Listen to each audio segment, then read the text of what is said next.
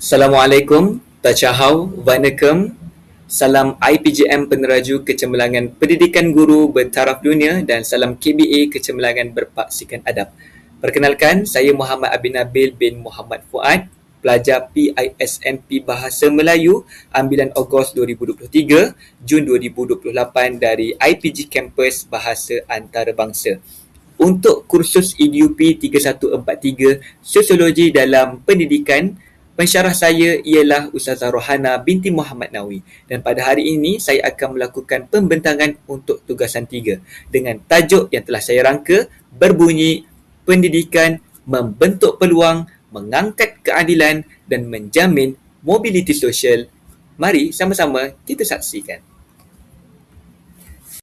Sebelum kita melangkah lebih jauh, eloklah kiranya jika kalian para pendengar mengetahui pergerakan pembentangan saya pada hari ini. Maka pertama, saya akan lakukan pengenalan dari sudut pendefinisian makna mobiliti sosial serta takrifan teori-teori yang terlibat dalam pendidikan.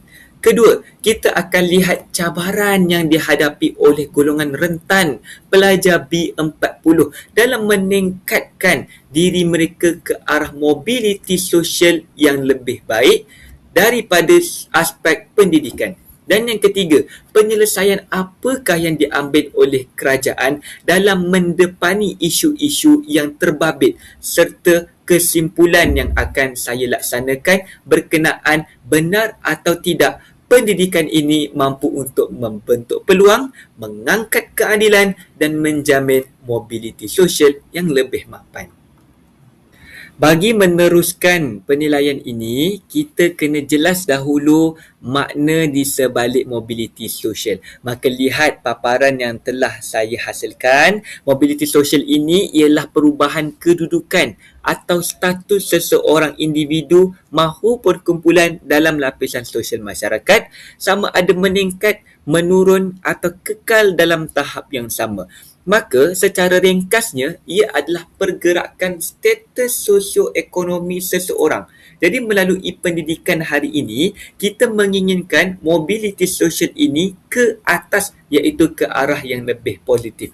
Contohnya, seorang anak daripada keluarga miskin atau B40 berjaya mendapat pendidikan tinggi dan akhirnya menjadi seorang profesional dan berpendapatan M40 ataupun T20. Hal inilah yang kita panggil sebagai mobiliti sosial ke atas. Maka untuk melihat adakah proses ini benar-benar berlaku di Malaysia mahupun sebaliknya, saya akan menganalisis menggunakan 3 cermin sosiologi utama. Pertama, teori fungsionalisme. Kedua, teori konflik. Dan yang ketiga, teori interaksionisme simbolik. Persoalan mula timbul dalam kalangan pendengar, apakah sebenarnya kepentingan mobiliti sosial? Baik, saya ada 3 jawapan. Pertama, kita ingin beri keadilan sosial kepada semua. Tak kiralah anda berbangsa apa, warna kulit kita tak sama, agama kita tak serupa, selagi anda manusia, anda layak untuk mendapatkannya. Lagi-lagi, di Malaysia kita mengangkat hak individu untuk bebas dalam pendidikan, maka jika kita ada peluang, kita boleh dapatkannya secara sah. Kedua, kita ingin putuskan rantaian kemiskinan. Kita tak mahu generasi ke generasi mewarisi pendapatan yang sama. Jika keluarga pendapatan 3,500, anak kita tak mahu pendapatan yang sama. Jika pola pemikiran ibu dan ayah pada tahap sederhana, anak tidak boleh pada tahap yang serupa. Kita perlu ada perubahan melalui pendidikan. Dan yang ketiga, kita ingin ubah nasib kehidupan daripada keluarga B40 berpendapatan rendah, kais pagi makan pagi, kais petang makan petang. Kita inginkan keluarga ini dapat hidup selesa, mempunyai pendapatan yang stabil dan mampu mendepani apa sahaja isu global berkaitan dengan ekonomi. Inilah 3 kepentingan mobiliti sosial dalam kehidupan masyarakat. Contoh paling jelas, saya letakkan di sini keratan akhbar daripada Sinar Harian Online. Anak penuri getah cemerlang SPPM apabila mendapatkan 5A. Seluruh subjek yang diambil itu cemerlang dengan tahap tertinggi. Dan sekarang beliau sedang melanjutkan pelajaran dalam jurusan yang diinginkan di universiti tempatan yang diidamkan. Dan ini adalah satu bentuk tapak yang betul beliau berada pada landasan yang tepat ke arah mobiliti sosial ke atas daripada anak penara getah yang berpendapatan rendah, dan insya-Allah pada masa hadapan beliau akan mengubah nasib keluarga ke arah yang lebih baik. Mari kita lihat dahulu sudut pandang pertama daripada teori fungsionalisme yang diasaskan oleh Emile Durkheim. Beliau mengatakan bahawa sekolah ini adalah satu institusi yang membentuk nilai, disiplin dan juga perpaduan untuk kestabilan masyarakat. Dan fokus utama teori fungsionalisme ini adalah beliau melihat sistem pendidikan kita adalah adil apabila penggunaan meritokrasi itu dijalankan. Dan prinsipnya adalah kejayaan individu kita nilai daripada usaha keras, kebolehan serta bakat yang ditunjukkan. Bukannya kita peroleh daripada latar belakang keturunan mereka. Maka, satu contoh yang boleh kita ketengahkan, sekolah berikan fasiliti yang baik, sesiapa sahaja pelajar yang rajin, patuh pada peraturan dan juga berusaha keras, dia pasti akan cemerlang dalam peperiksaan sebab menggunakan sepenuhnya fasiliti yang sedia ada dan berjaya untuk mendaki tangga sosial ke arah atas dan lebih baik. Maka menurut teori ini, kita menolak bahawa keturunan latar belakang individu menjadi faktor kepada kejayaan. Sebaliknya, kegagalan itu adalah disebabkan oleh kurangnya usaha yang ditunjukkan oleh mereka. Teori fungsionalisme yang diasaskan oleh Emile Durkheim mendapat kritikan daripada seorang pemikir teori konflik iaitu Karl Marx, kerana Karl Marx tegaskan bahawa sistem pendidikan boleh sahaja mewujudkan ketidaksamaan dengan memihak kepada satu golongan tertentu dari peluang dan juga sumber yang tak sama. Jadi fokusnya adalah kepada kita merasakan sistem lama mengekalkan status quo golongan kaya semata-mata, kerana prinsip kita wujud ada modal budaya iaitu cultural capital di mana pelajar T20 mempunyai kelebihan sumber keuangan dan fasiliti berbanding pelajar B40. Apabila berlaku ketidaksamaan dari sumber dan juga fasiliti, inilah yang ditolak oleh teori konflik yang diasaskan oleh Karl Marx, iaitu setiap pendidikan itu mampu untuk menambahkan jurang perbezaan kerana golongan yang tidak sama akan berlaku perbezaan dari segi sumber dan juga fasiliti. Golongan kaya ataupun T20 bermula jauh di hadapan sebab mereka ada sediakan kelas-kelas tambahan, mereka ada persekitaran yang jelas selesa dan juga mereka juga ada peranti canggih yang mendepani teknologi terkini. Apa pula yang berlaku dekat pelajar B40? Mereka terpaksa bersaing di landasan sama tapi sumber, fasiliti jauh terkebelakang.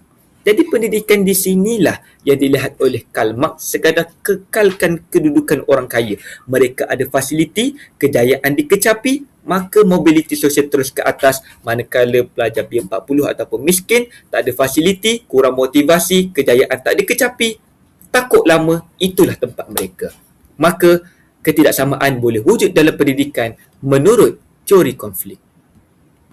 Seterusnya kita lihat pula teori interaksionisme yang diasaskan oleh George Herbert Mead, yang mana beliau menekankan bahawa interaksi antara guru dan murid mempengaruhi pembentukan identiti dan juga pencapaian mereka. Fokus teori ini adalah melihatkan kepada komunikasi mikro di bilik darjah, dan bahaya boleh berlaku apabila pelabelan ataupun labeling. Jangan cop pelajar B40 sebagai lemah ataupun malas. Bila berlaku sahaja pelabelan ataupun labeling ini, maka motivasi murid untuk terus maju tak dapat kita kecapi. Kerana apa? Jika seorang guru mengamalkan pelabelan ataupun labeling, melabelkan pelajar ini miskin dan miskin takkan berjaya, pelajar itu akhirnya akan percaya dan mereka akan gagal kerana mereka percaya apa yang mereka dengarkan daripada seorang guru. Inilah yang dipanggil sebagai fulfilling prophecy. Oleh demikian, mobiliti sosial ini tidak akan ke arah yang lebih baik. Untuk mengelakkan perkara tersebut berlaku, guru mestilah bersifat inklusif, tidak berat sebelah dan letakkan harapan yang tinggi kepada semua pelajar tanpa mengira latar belakang mereka. Jika guru berjaya untuk melakukannya, maka identiti dan pencapaian murid dapat kita bentuk dengan berkualiti. Berdasarkan teori tadi, apakah penilaian kita terhadap kesan mobiliti sosial di Malaysia hari ini? Baik, saya berikan satu bukti yang jelas daripada Keratan Akhbar. Kita dapat lihat masalah jurang digital semua rakyat mampu atau tidak untuk kelas online. Jadi apabila Keratan Akhbar ini wujud, maka apa kesan ataupun isu yang kita dapat lihat adalah jurang digital. Masalah hari ini, pelajar B40 tidak dapat mendepani pembelajaran digital disebabkan apa? Mereka tidak mempunyai keupayaan untuk membeli komputer riba.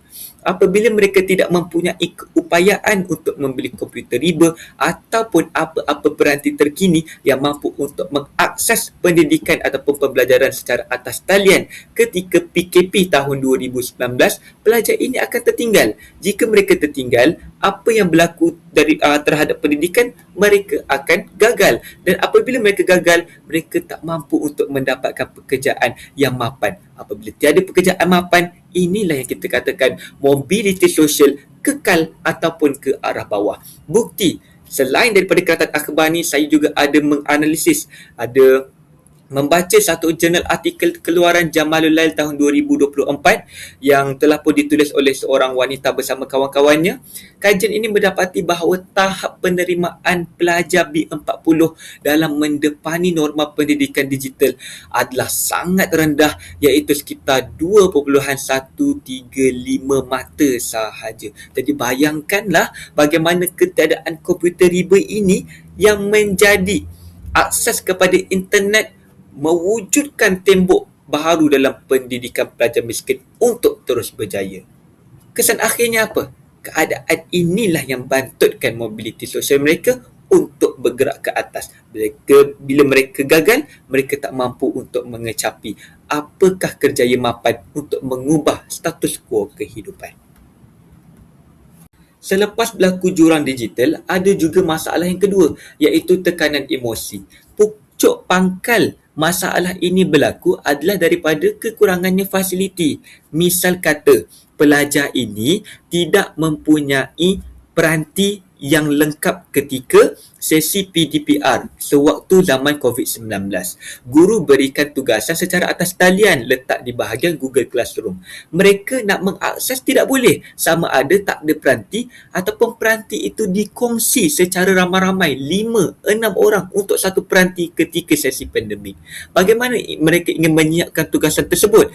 Jadi kesihatan mental mula merosot apabila kelas itu berlangsung semula, guru buat semakan, pelajar yang dapat siapkan terus mendapat pujian, yang tidak siapkan terus mendapat herdikan. Inilah yang berlakunya krisis kesihatan mental apabila mereka sebenarnya ada kapasiti untuk menjawab tapi tak mempunyai akses untuk melaksanakannya. Jadi kesannya apa? Berlakulah semula keciciran dalam kelas, terutamanya kelas atas talian, dan wujud pula gejala sosial akibat terdesak untuk mendapatkan peranti terkini. Tidak perlu pergi jauh, lihat sahaja sinar harian online yang saya telah siapkan di sini. Pelajar B40 kerap ketinggalan dalam kelas online kerana menurut laporan daripada sinar harian online ini, mereka mendedahkan terlalu ramai pelajar B40 sehingga mencecah lebih daripada 50% mengalami tekanan emosi kerana tak berjaya siapkan tugasan digital berbanding rakan mereka yang lebih berkemampuan. Ada yang lebih menyedihkan, saudara-saudari. Ada segelintir yang berisiko terjebak dengan masalah sosial semata-mata ingin dapatkan telefon pintar untuk belajar. Jadi inilah bukti ketidaksamaan kelas sosial benar-benar wujud dalam kalangan masyarakat di negara Malaysia. Menyedari sahaja krisis ini semakin membara, Kementerian Pendidikan telah pun lancarkan satu dasar baharu iaitu Dasar Pendidikan Digital Negara ataupun kita gelarkan sebagai DPDN, Dasar Pendidikan Digital Negara. Ini adalah satu tindak balas kerajaan untuk kembalikan fungsi pendidikan seperti yang dihasratkan oleh teori fungsionalisme. Maka matlamat ini sangat jelas. Pertama, kita nak lahirkan murid dan guru yang fasih digital.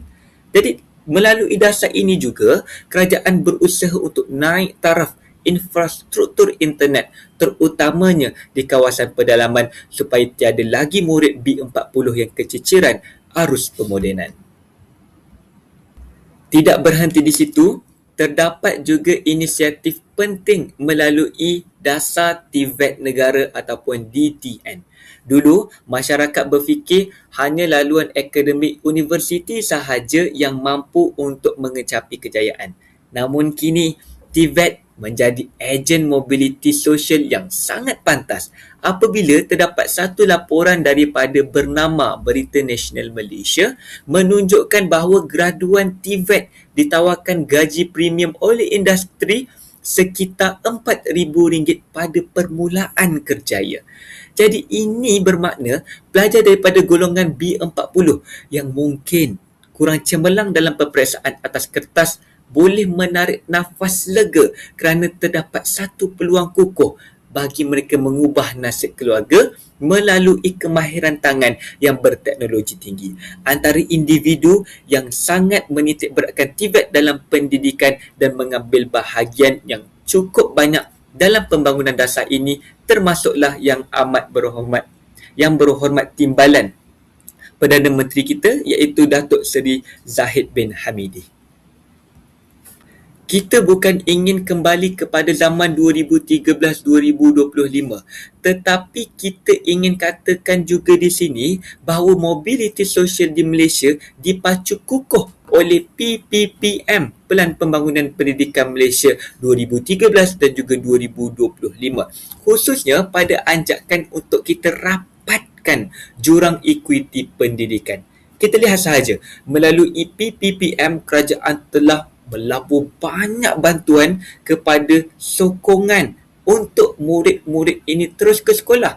Contohnya, jika tidak cukup makan dan juga khasiat makanan bergizi, apa kerajaan lakukan? Berikan rancangan makanan tambahan ataupun RMT. Pelajar miskin tetapi nak lanjutkan pelajaran, nak beli baju, nak beli buku sebagai salah satu medium pendidikan, berikan beasiswa pelajar miskin ataupun nama yang pernah saya ingat adalah BKP, Bantuan Kecil Persekutuan.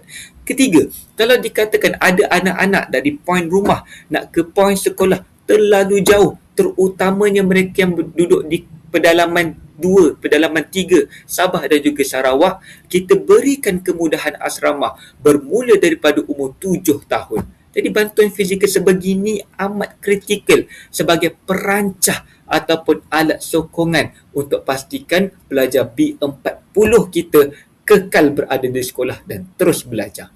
Ubah nasib keluarga dan ke arah mobiliti sosial yang lebih baik. Walau bagaimanapun, kita tidak boleh meletakkan beban ini 100% kepada bahu kerajaan. Jadi mengambil rujukan daripada jurnal Jamalul Lail tahun 2024 yang saya telah analisis pada awal isu cabaran yang pertama, mereka juga ada mencadangkan satu penyelesaian alternatif yang hebat iaitu wakaf pendidikan digital yang pada masa kini ia telah pun dilaksanakan secara menyeluruh. Iaitu kita lihat bahawa terdapat inisiatif untuk menuntut kerjasama komuniti, non-government organisation ataupun NGO dan majlis agama Islam di setiap negeri kumpul dana, wakafkan komputer riba, wakafkan pelan internet secara percuma kepada asnaf dan juga pelajar-pelajar B40. Ini adalah satu inovasi sosial yang sangat relevan pada hari ini, termasuk saya sebagai seorang mahasiswa dari negeri Johor yang mendapat peruntukan sekitar RM200 Malaysia untuk pendidikan walaupun saya tidak belajar di bawah institusi kerajaan negeri Johor. Institusi yang terlibat adalah MAIJ, iaitu Majlis Agama Islam Kerajaan Negeri Johor, yang mana beliau memberikan peruntukan yang mengikut kepada keperluan kita. Jika saya memerlukan komputer, maka mereka akan memperuntukkan dengan membuat permohonan kepada pejabat-pejabat yang telah pun mereka selenggara. Oleh demikian, kebanyakan Majlis Agama Islam telah pun menjalankan inisiatif ini untuk memastikan anak-anak B40 ataupun asnaf yang memerlukan bantuan akan dikesan dan juga diberikan sokongan selayaknya. Secara rumusannya, terdapat 3 perkara yang dapat kita pelajari secara bersama. Pertama, pendidikan di Malaysia kekal menjadi ejen mobiliti sosial paling ampuh dan berkesan. Kedua, kita harus akui benar wujudnya cabaran nyata hari ini, iaitu jurang digital dan juga tekanan emosi serta kelas sosial yang dihujahkan oleh Karl Marx dalam teori konflik. Ketiga, berlakunya penyelesaian kepada halangan ini menuntut kepada pendekatan holistik. Gabungan daripada dasar kerajaan, inovasi komuniti seperti wakaf serta amalan guru yang inklusif di dalam bilik darjah mampu untuk kita mendepani secara bersama krisis yang berlaku dalam pendidikan untuk mengubah nasib masyarakat melalui mobiliti sosial. Maka di Malaysia, saya tegaskan di sini bahawa kita boleh mengubah mobiliti sosial individu ke arah yang lebih baik melalui pendidikan yang berkualiti, kerana segala aspek isu dan cabaran yang kita depani berjaya kita tangani melalui inisiatif dan juga sokongan daripada masyarakat Malaysia yang sangat mendukung. Misalnya ada masalah jurang digital, kerajaan wujudkan apa? DPDN, Dasar Pendidikan Digital Negara. Tidak mempunyai akses internet yang cukup, kerajaan peruntukkan sebahagian belanjawan untuk mengatasi masalah capaian internet. Murid-murid tidak mempunyai peranti terkini untuk mengakses kelas secara atas talian, kerajaan berikan peruntukan. Kerajaan berikan kepada mereka peranti sama ada komputer riba ataupun tablet secara percuma. Kanak-kanak tidak mempunyai duit yang cukup untuk membeli pakaian, untuk membeli buku sekolah, maka kerajaan peruntukkan bantuan kecil persekutuan ataupun bantuan untuk anak-anak miskin tidak mempunyai makanan yang bergizi di rumah. Kerajaan peruntukkan rancangan makanan tambahan ataupun RMT. Anak-anak yang nak melanjutkan pelajaran ke peringkat yang lebih tinggi iaitu universiti tidak mempunyai duit untuk membayar setiap semester punya yuran, kerajaan berikan pinjaman melalui PTPTN.